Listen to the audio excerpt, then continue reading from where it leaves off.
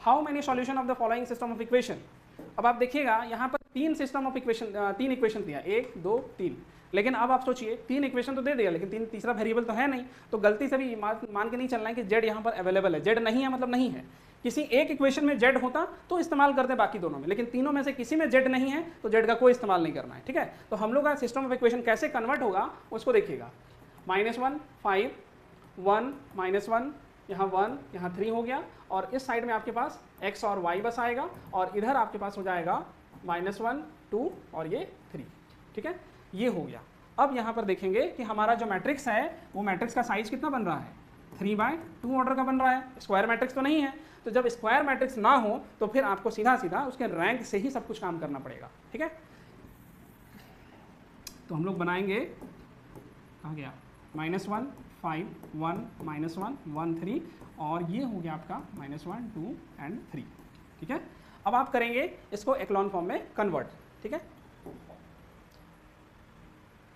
तो एक्लॉन फॉर्म में कन्वर्ट कर रहे हैं तो बहुत आसान दिख रहा है, इसमें कुछ ज़्यादा दिक्कत नहीं है।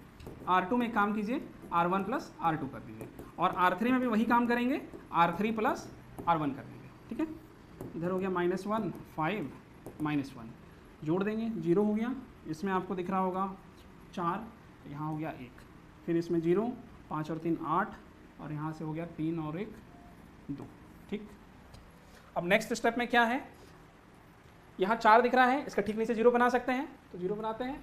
R3 कैसे करेंगे, देखिएगा मल्टीपल दिख रहा है ना, सेकंड वाला जो है अगर उसमें हम 2 मल्टीप्लाई कर दें तो ऑटोमेटिक सेट हो जाएगा, 2 × R2, -1 5 -1 0 4 1। अब यहाँ सॉल्यूशन करना पड़ेगा, तो रफ वर्क आप चाहें तो कर सकते हैं, 0 8 2, और उसमें भी वैसे ही कुछ आ रहा है, घटाने पर पूरा 0 हो जाएगा। ठीक है, हो गया। अब इसमें हम लोग को नेक्स्ट करना क्या है, इसका रैंक चेक कीजिएगा। तो जो मेन मैट्रिक्स आया ये वाला, ये हो गया आपका इस मैट्रिक्स का रैंक, इसका रैंक कितना मिल रहा है, 2 आ रहा है। और यहाँ पर फाइनल जो मैट्रिक्स बनेगा, यानी कि पूरा ऑगमेंटेड मैट्रिक्स ये वाला, इसका रैंक देखिएगा, A/B, ये भी आपको 2 ही मिल रहा है, दोनों का रैंक सेम हो गया। यहाँ से rank of A = rank of A/B, but ये 2 के बराबर है। और 2 क्या है, आप देख लीजिए कि जो आपका ओरिजिनल मैट्रिक्स का, उसके पास कॉलम कितने थे, 2 ही कॉलम है, तो इसके पास कितना आ गया, number of column of matrix A। तो इसका मतलब है कि जब ऐसा रहेगा, दोनों का रैंक भी सेम हुआ और नंबर ऑफ कॉलम के बराबर भी हुआ, तो फिर ये डायरेक्ट इंप्लाई करेगा यूनिक सॉल्यूशन। ओके, इसीलिए फाइनली हमारे पास यूनिक सॉल्यूशन आएगा।